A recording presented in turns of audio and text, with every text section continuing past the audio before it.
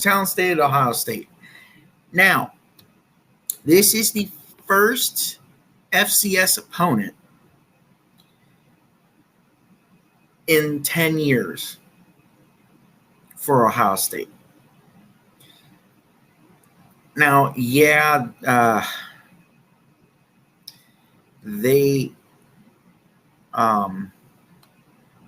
are also likely not to start the starters for very long, but I can see McCord being in there for probably a half. Yeah. Just to kind of get him into his groove. Like we said with the recap, it's not necessarily that he didn't play well. I mean, if you look at his performance and Jalen Milroe's performance, eerily similar, because Jalen went 20 of 37, human type numbers, and McCord was 20 of 33. So, I mean, it wasn't bad. Overall, I know JJ is not going to sit. I know, because it's a Heisman potential year. Why would JJ sit?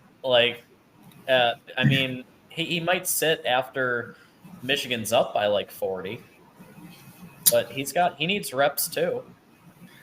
Well, I mean, I'm looking at it from like a conservative coach perspective. Like, okay, if, for example, let's say somehow the defensive end at UNLV or Bowling Green beats the O lineman off the line and gets around him, and he comes steamrolling to JJ and just, well, now JJ's hurt because he tweaked his knee and he's going to be out for 2 or 3 weeks.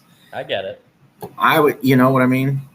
That's the JJ's going to be running in that situation. See, Kyle McCord, I don't know if he could do that. JJ's going to be running in that situation.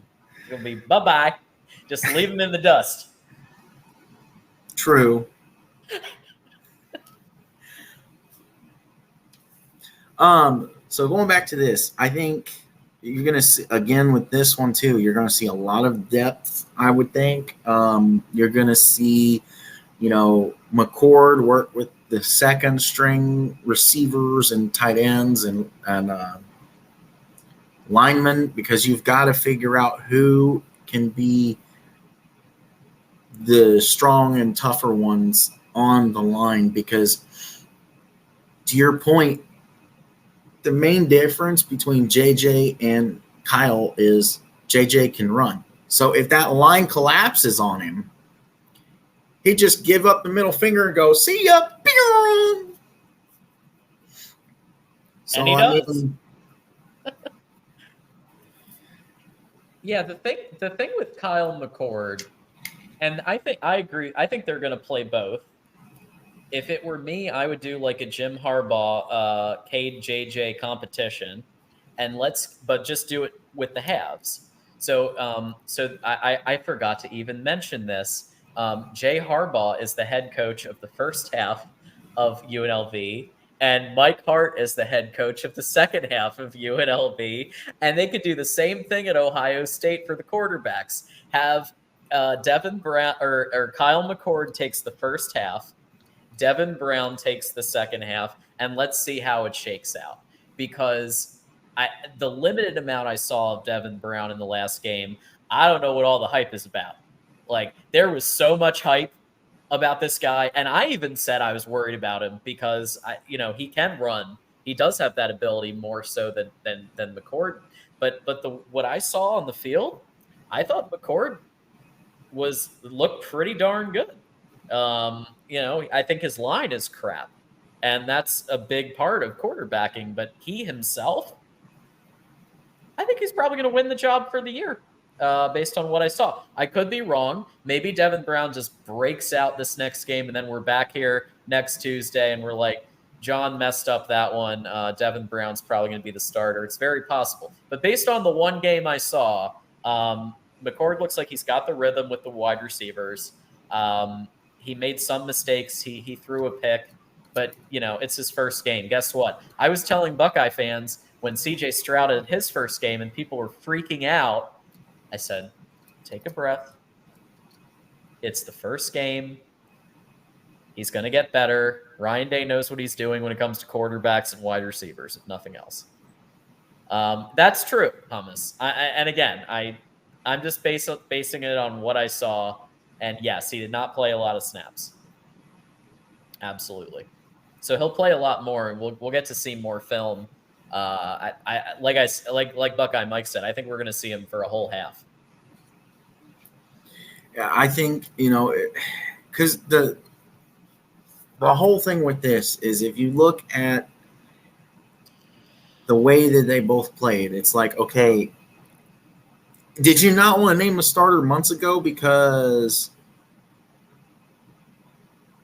why? Because the O-line is absolute garbage, and you can tell that there's more weakness on the O-line than usual. I mean, it just makes me wonder and question, like, okay, what did you see in practice and camp that we're not seeing yet that tells you McCord is the better guy? I mean, if it was really that close, why did we not see more out of Devin Brown? Why did you use him on a limited snap count kind of thing? Is there something underlying that you're not telling us? Yeah. The whole thing doesn't make sense to me. I would hope that we get some clarity from Ohio State. I know Ohio State is unanimous for not giving clarity and like leaving the fans in the dark. But I mean, literally after the game was over and during the game, all of X or Twitter, because I hate X is stupid. It was all fire Ryan Day.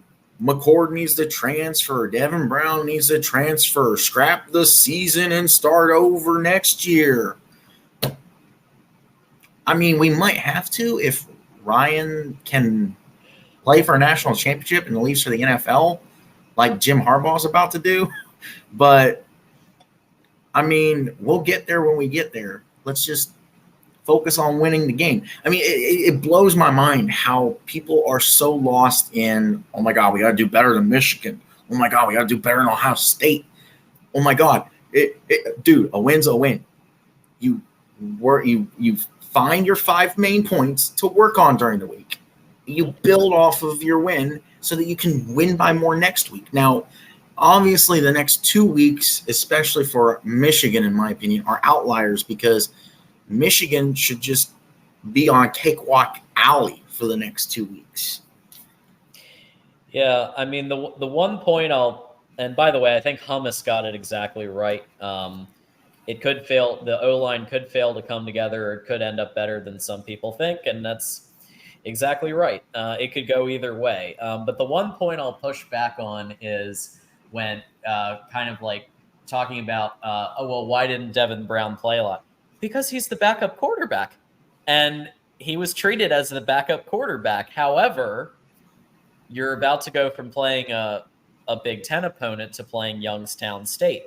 So that alone will open the door for more backups to play. And that's why I think Devin Brown could get the full second half because, again, you're playing a Youngstown State. You're playing an opponent that you should stomp. And hopefully by the end of the first half, you're up by, 20 or 30 points, and you can just bench everybody and then see what you have on depth. Yeah, and to some of the chat's point, I want to be clear. I'm not saying that, throw all your eggs in one basket and now you throw it away and start over. I'm saying there's people out there that were saying that. It's a win. A win is a win. And guess what? If you're like one loss early in the season and, as Ohio State proved last year, if that's your only loss and you are constantly beating everybody else, you're still going to make the playoffs. So, I mean, you just keep winning. All you have to do, there needs to be, and I know this is kind of long-winded, there needs to be an Alabama exception for everybody. And it goes to the minor mistakes that need fixed. To Golden Playbook's point, there are a lot, and that's the other thing too, is everybody still focuses on, Ryan Day is the head coach. Well, yeah, Ryan Day's the head coach. It is Ryan's team, but guess what? He's not calling plays now, apparently. And so it's just funny to me how people just want to move the goalposts all the time. It's like, oh, fire Ryan Day because he can't beat Michigan. Oh, fire Ryan Day because he sucks at calling plays. Fire Ryan Day because he only beat Indiana by 20 points. It's like we're driving a freaking stick shift. Wait, was Hartline the play caller the whole game? As far as I know, Hartline is the play caller, period. Wow. He said after the Georgia game last year, he was handing over play calling duties. So, to Hummus's point, I don't know. Like I said, that's the last I heard of it. I didn't look into it. It sounds like it's going to be like a Harbaugh situation.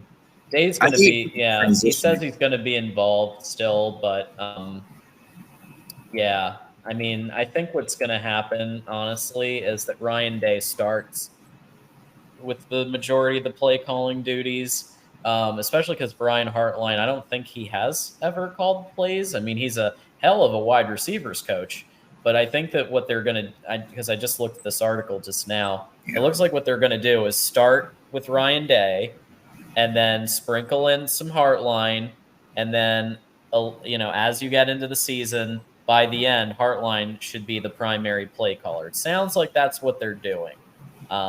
Which makes sense because Brian Hartline hasn't called plays, and Ryan wants to still win his ball game, so he's going to ease Hartline into it. Even though Hartline needed to get that promotion, or he was going to be gone.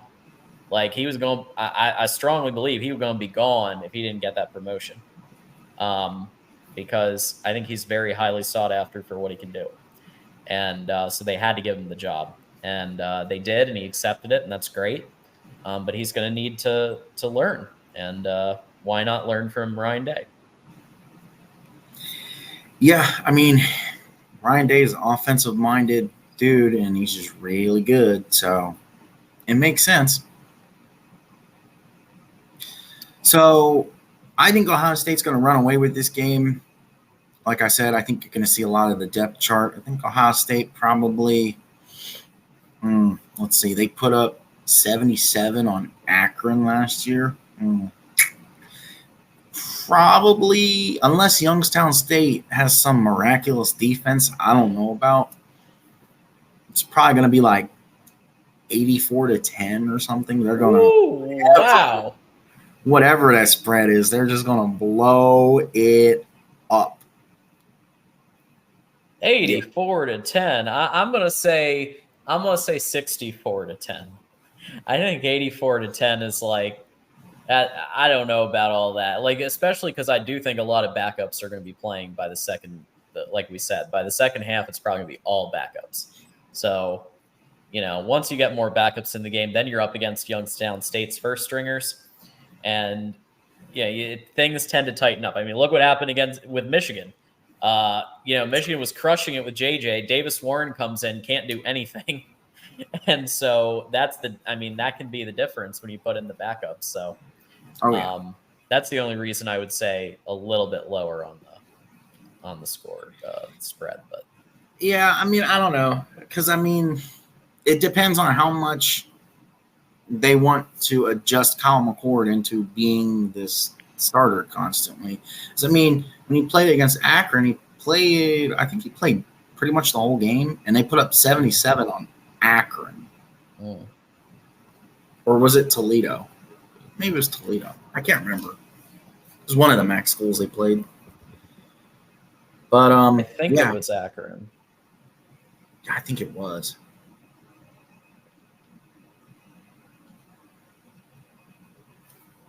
But so what's your score prediction?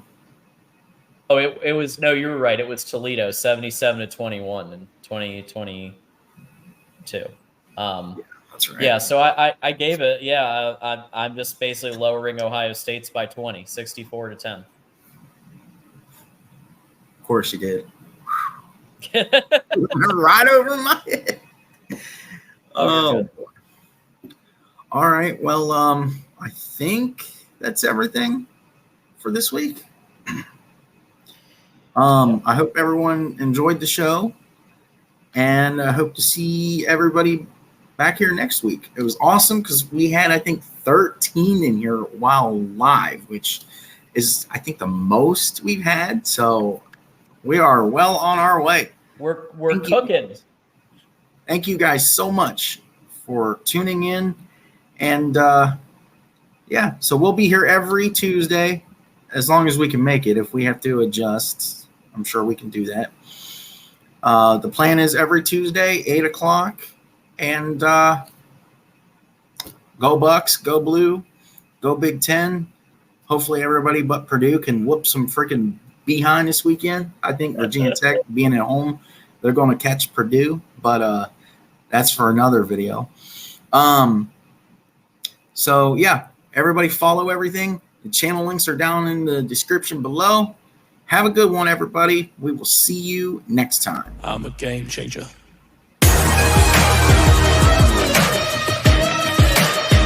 I'm a game changer. I'm a game changer.